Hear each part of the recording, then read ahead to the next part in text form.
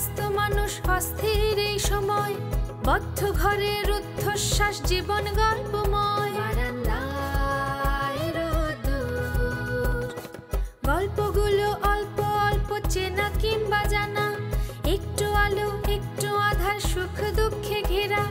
দুঃখের গল্প ভেসে ভেসে যাক নানের উদ্দেশ্যে, সুখের আলো ফুটে উঠুক এই নীল আকাশে। বারান্দায় রোদ্দুর, বারান্দায় রোদ্দুর, বারান্দায় রোদ্দুর, বারান্দায় রোদ্দুর। তুমি আগে আমাকে নিশ্চিত করো যে আজকে রাতের খাবারটা আমি খেতে পাবো কিনা। জি স্যার, আজ রাতে কোনো প্রবলেম নেই। গুড। হ্যাঁ শোনো, তোমাকে একটা কথা বলতে আমি ভুলে গিয়েছিলাম, শুরুতে আমাকে এটা তোমার বলা উচিত ছিল। কি স্যার, জানতে পারি? আবার সরাসরি প্রশ্ন করো। Sorry sir. শোনো, আমার প্রতিদিনের খাবারের একটা মেনু চার্ট আছে, এই যে, অর্থাৎ কোন বেলায় আমি কোন খাবার খাই সব কিছু এই মেনু চার্টে লেখা আছে। স্যার, আমি কি এটা পড়বো? হ্যাঁ অবশ্যই পড়বে। সকালে একটি সিদ্ধ ডিম, 3টি তেল ছাড়া রুটি, একটি কলা, 1 বাটি সবজি ও 1 কাপ গরম দুধ। অবশ্য দুধ না থাকলে 1 কাপ গরম দুধ চা দিলেও চলবে। জি স্যার। বাকিগুলোও কি পড়বো স্যার? হ্যাঁ অবশ্যই পড়বে। দুপুরে 1.5 প্লেট ভাত, শুক্র, রবি ও বুধবার মুরগির মাংস এবং আলু ভর্তা। পোলাও বিরিয়ানি হলেও কোনো অসুবিধা নেই, আর যদি সাদা ভাত হয় তাহলে সাথে 1 বাটি মসুর ডাল দিতে পারো তোমরা, আমি মাইন্ড করবো না। জি স্যার। শনি, সোম, মঙ্গল ও বৃহস্পতিবার মাছ কিংবা গরুর মাংস। ছাগলের মাংস আমি খুব একটা পছন্দ করি না, আর তোমরা যদি ছাগলের মাংস দিতে চাও দিতে পারো, আমি কিছু মনে করবো না। জি স্যার। বিকেলে চিপস, চানাচুর, বিস্কুট ছাড়া নাস্তাতে যে কোনো আইটেম। এই ধরো নুডলস, পায়েস, তারপরে এইসব পিঠা, ফল। Okay sir. রাতে 1 প্লেট ভাতের সাথে 2 টুকরা মাছ। অবশ্যই রুই কাতলা যদি হয় একটু বড় সাইজের তাহলে 2 টুকরো, কারণ রাতে আমি সবজি খাই না। চলি। জি স্যার। স্যার, আমি কি একটা কথা বলবো? বলো। মানে স্যার, আপনি তো আমাকে সন্ধ্যায় পড়াতে আসবেন, তাহলে খেলে তো রাতেই খাবেন, তাই না স্যার? জুই, আমি ভেবে দেখলাম এই মেনু চার্টের ব্যাপারে আমি তোমাদের কোনো বাইন্ডিংস দেবো না, মানে তোমরা আমাকে যে বেলাতে খাওয়াতে চাইবে আমি সেই বেলায় খাবো। তাহলে তো এক বেলাই খাবেন, তাই না স্যার? তা তো বটেই। আচ্ছা ঠিক আছে স্যার, আপনার মেনু অনুযায়ী আমি দেখে আসি যে খাবার আছে কিনা।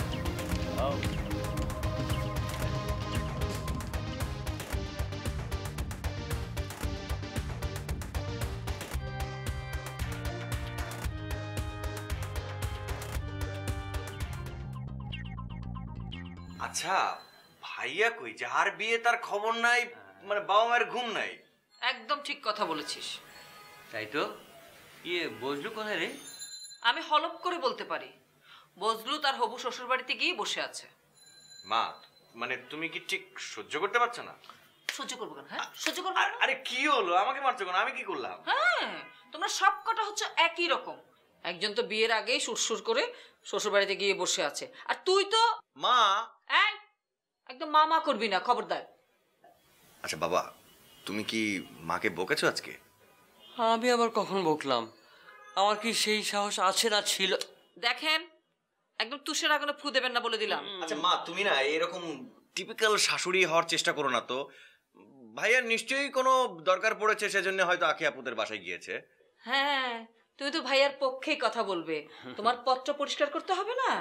তবে আমি স্পষ্ট করে বলে রাখছি, আমি এই বাড়িতে কোনো বৌমা আসতে দেব না। আমি আনবো মেয়ে, কারণ আমি যখন তখন আমার মেয়েদেরকে আদর করব, আমার ইচ্ছে মতো তাদেরকে শাসন করব, আমার ইচ্ছে মতো তাদেরকে মারবো। আমি বলে রাখলাম। হ্যাঁ বাবা তোমরা থাকো, আমি যাই। এখান থেকে এক পা উঠবি না। এখানেই বসবি। না আচ্ছা আচ্ছা শোনো আমি আমি আমি একটা কথা বলি, আমরা কি বিয়ের ডেটটা ঠিক করবো? আমরা কিন্তু একটাই কথা, আংটি পরানোর জন্য আলাদা কোনো ডেট করবো না, মানে তারিখ করবো না, আমরা সরাসরি একদম বিয়ের তারিখ করবো। হ্যাঁ সেটাই তো করতে হবে। আমার সেই মত, একই মত। তাহলে এই কথাই ফাইনাল, মানে চূড়ান্ত। আসুক না, বদলো আসুক। এটা করবো, কিন্তু এখন আমাদের অন্য প্রসঙ্গে, এখন আমাদের বিয়ের দিনই আমরা আংটি পরাবো, এটা ফাইনাল। সেটা তো পড়াতেই হবে, তাই না? আমার এখন মনে হচ্ছে সরাসরি বিয়ের ডেটটা তোমরা ঠিক করে ফেলো। জি আঙ্কেল, আমার কোনো ব্যাপারেই কোনো আপত্তি নেই। কিন্তু আমি বলি কি, তুমি সবার আগে পাপড়ির সঙ্গে কথা বলো, পাপড়ির উপরে সবকিছু নির্ভর করছে। তা তো অবশ্যই, তা তোমরা তো আবার ওই পাবলিকে ছাড়া অনুষ্ঠান করবে না, তাই না? জি আঙ্কেল, আপনি তো বুঝতেই পারছেন আমাদের একটা মাত্র বোন, আর আমার বিয়ে নিয়ে পাপড়ি সবচেয়ে বেশি এক্সাইটেড। তা তো বটেই, তা তো বটেই। আমি আরেকটা কথা বলতে চাই, বিয়েতে বেশি খরচ করার দরকার নেই, তোমাদের ফ্যামিলি আর আমাদের ফ্যামিলি। না না, তা কি করে হয় আখি বলো? সাগর তো অলরেডি তার কলিগদেরকে ইনভাইট করে বসে আছে, তারপরে আমার অফিস, আর তাছাড়া পাপড়ির শ্বশুরবাড়ির কাকে বাদ দেবো বলো? না না, বজলু ঠিকই তো বলেছে। না, বিয়ের কথা উঠলে ঝামেলা হয়, তাই বলছিলাম আর কি। আঙ্কেল, আখি কিন্তু আমার কথাটাই বললো। আজকে সকাল থেকেই আমি শুধু ঝামেলা ঝামেলা করছিলাম তো। ও আজকে তাহলে উঠি আঙ্কেল, বাসায় আমার জন্য সবাই অপেক্ষা করছে। আরে কি উঠি উঠি করছো সব সময়, সবাই মিলে একসাথে খাবো। না না আঙ্কেল, প্লিজ আজকে আমাকে ক্ষমা করেন। আমি আজকে খেয়ে গেলে আমার আর কোনো রক্ষে থাকবে না। কেন? ইয়ে, মানে আমি হলেও তাই করতাম। হবু শ্বশুরবাড়িতে তো যাওয়া আসা কিছু, এত খাওয়া দাওয়া কিছু, মাংস কমে যায় না তাদের। এ তুই কি বলছিস আখি? আমি বলছি না বাবা, এটা আমার হবু শাশুড়ির ভাষ্য। অবশ্য ওনাকে দোষ দিয়ে লাভ নেই, উনি ওনার সন্তানের সম্মানের কথা চিন্তা করে এমনটা করছে, আর এটাই স্বাভাবিক। কিন্তু আমরাও তো চাই বজলু সবসময় আমাদের বাসায় আসুক, ও তো আমাদেরও সন্তান। জি, সে তো বলেই। আঙ্কেল, আজকে তাহলে আমি উঠি, আসি আঙ্কেল। আসসালামু আলাইকুম। ওয়ালাইকুম আসসালাম। বাবা আসছি আমি। আচ্ছা,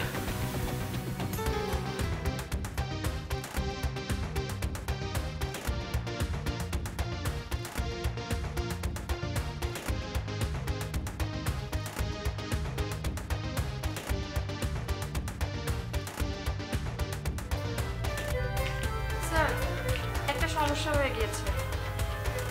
আবার কি সমস্যা? মানে আপনার মেনু অনুযায়ী আজ রাতে আমাদের বাসায় কোনো খাবার নেই।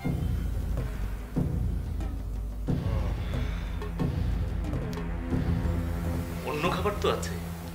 আসলে হয়েছে কি স্যার, আঙ্কেল সবাইকে এমন সব শর্ত দিয়েছে, সবাই নিজ নিজ কাজ নিয়ে ব্যস্ত, তাই তো রান্নার কথা ভুলেই গিয়েছে। মানে কি, তোমরা কি আজ সাথে খাবে না? না না স্যার, আমরা তো সবাই খাবো, এই তো অল্প কিছুক্ষণের মধ্যেই রান্না উঠিয়ে দিব। তা কতক্ষণ লাগবে রান্না হতে? মানে বেশিক্ষণ সময় তো লাগবে না, তাই না?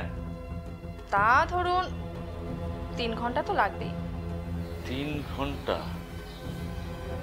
এখন বাজে 8টা, তার মানে রান্না বান্না শেষ হতে 11টা, খেয়ে দিয়ে বের হতে হতে 12টা। 12টার পর তো আমার বাসার গেটই বন্ধ হয়ে যাবে জুই। হাই হাই স্যার, তাহলে এখন কি হবে স্যার? আপনি রাতে কোথায় থাকবেন? সেই তো ভাবছি, এটা একটা প্রকাণ্ড সমস্যা হয়ে গেল। স্যার কি হোটেলে খাবার পছন্দ করেন না? না না না, আমার অ্যাসিডিটি প্রবলেম আছে। তাহলে স্যার কি করবেন? সেটাই তো ভাবছি। আচ্ছা জুই, আমি কি তোমাকে পড়ানোর সময়টা চেঞ্জ করব?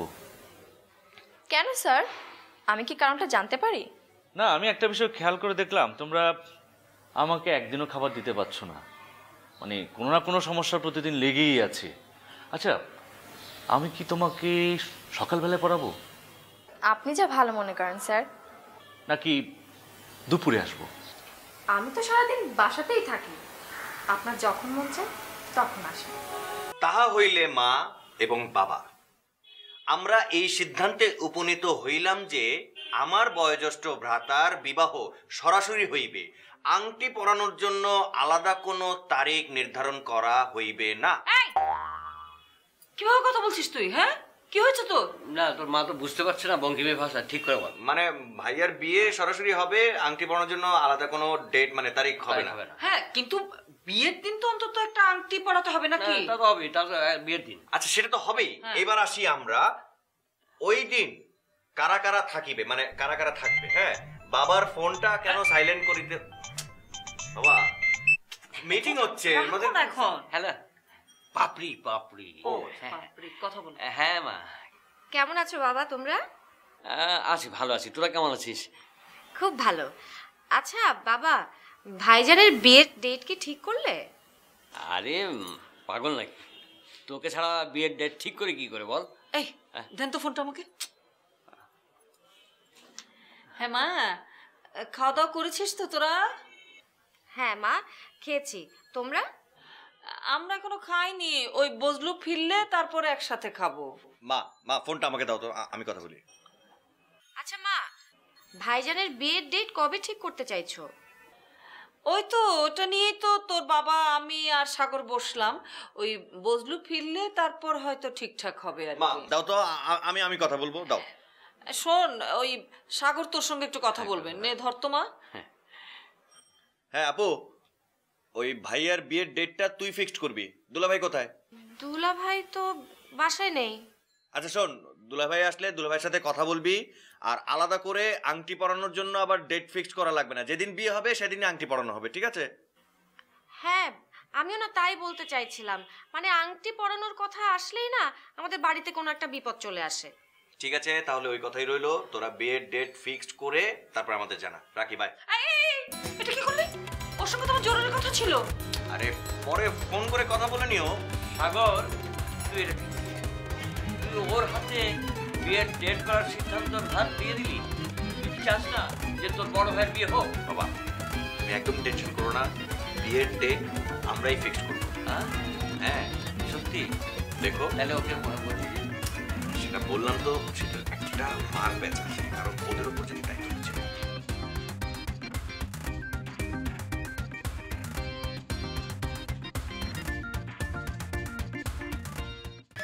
আরে বাবা, মন খারাপ করে আছো কেন? আমি যা করছি তোমার সংসারের জন্যে, তোমার সন্তানদের ভালোর জন্যই তো করছি। সেই সন্তানরাই যদি বাসায় না থাকে তাহলে আর কি হবে ভালো করে? বাসায় নেই মানে? কে বাসায় নেই? অদিতি। আরে অদিতি তো হোস্টেলে গেছে। মিরাজটা আজও বাসায় ফিরল না। কি বললি? আজও ফেরেনি? এই কয়টা টাকা উদ্ধার করতে এতদিন সময় লাগলো? এই জন্যে মিরাজকে আমি এই শর্তগুলো দিয়েছিলাম। আরে টাকা টাকা করে ও তো একেবারে পাগল হয়ে যাবে। স্বাস্থ্যটাও দিন দিন খারাপ হয়ে যাচ্ছে ছেলেটার। জানো, সব দোষ ওই মামুনটার। শুধু ঘরে বসে বসে খাবে আর উদ্ভট সমস্ত কাণ্ড করে বেড়াবে। আরে বেটা, তুই হলি এই বাড়ির বড় সন্তান, কোথায় সংসারের একটু দায়িত্ব নিবি? তা না, বসে বসে শুধু ভাইয়ের ঘাড়ে আর বাবার ঘাড়ে খাচ্ছিস। আমি বলি কি, তুমি একটু চেষ্টা করে দেখো না মামুনকে একটা চাকরিতে ঢোকানো যায় কিনা। আরে ওর মতো একটা বুড়ো হাবড়াকে কে চাকরি দেবে? আর ওর কোনো অভিজ্ঞতা আছে? থাক, মামুনকে নিয়ে আর কথা না বলাই ভালো। ঠিক আছে, দেখি কি করা যায়। আর শোনো, কালকে থেকে মিমাইকে বাজারে পাঠাবে। হয়েছে, তাহলে আর খেতে হবে না। আরে ওর সাথে পেরমল যাবে, কয়েকদিন বাজার করলে পরে সব শিখে যাবে। ও ভালো কথা। অনিমার সাথে কথা বলেছো? পাপড়ি বলেছে তার নাকি পছন্দের কে আছে, তবে সেটা কয়েকদিন পর বলবে। আর 5 দিন। শোনো, হুট করে কোনো কিছু বদলানো যায় না, সময় লাগে। এসব টাইম ফাইম বেঁধে দিও না তো। এমনিতেই সবাই চেষ্টা করছে তোমার আদেশ মানার, এখন একটু ক্ষান্ত দাও।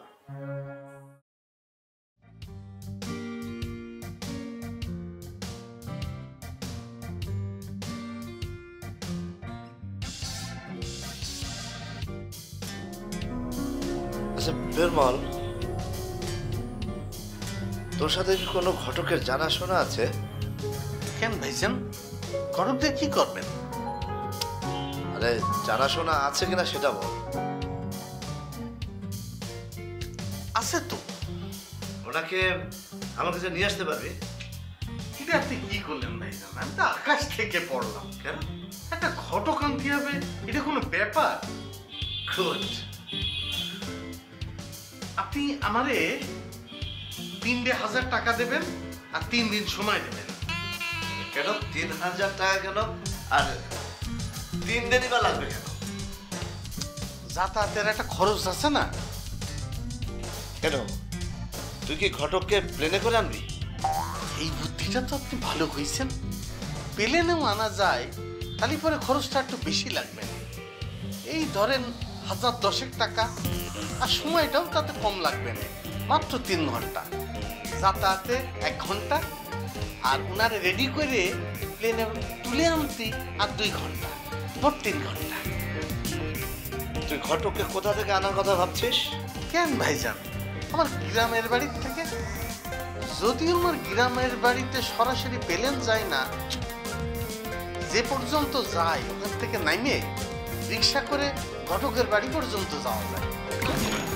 5 নম্বরে ফুটবল দেখেছিস? কত! ফুটবল হচ্ছে আমার সবচেয়ে প্রিয় খেলা। আমি কিন্তু ভাইজান সারা জীবনে মোটা ছিলাম না, একদম ফিট ছিলাম। সেরকম করে ফুটবল খেলতাম। মনে করেন যে 5 নম্বরে ফুটবল দিয়ে পেনাল্টি মেরে যেরকম গোল করে, তোকে একেবারে সেইভাবে লাগতে পারবো। আজই জানি কথা কার। হ্যাঁ, ঘটকার থেকে গ্রামের বাড়ি যাবে, শহরে গেলে ঘটক নেই। না, ইয়ে মানে ভাইজান আছে, কিন্তু এই শহরের ঘটকের সাথে তো আমার পরিচয় নেই। আমার চোখের সামনে যা, যা তুই, হ্যাঁ, ছাগল জানি কথা কার।